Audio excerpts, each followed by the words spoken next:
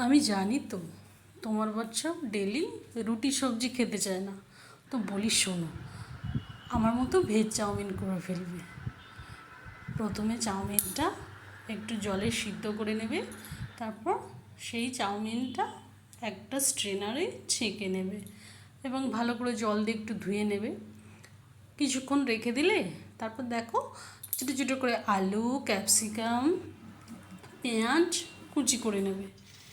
তারপর সেগুলো কড়াইতে ভেজে নিলে, হ্যাঁ, প্রথমে আলুটা দেবে, কারণ আলুটা সিদ্ধ হতে একটু বেশি টাইম লাগে, তো ওটা একটু কাঁচা কাঁচা থাকলে খেতে অসুবিধা হবে।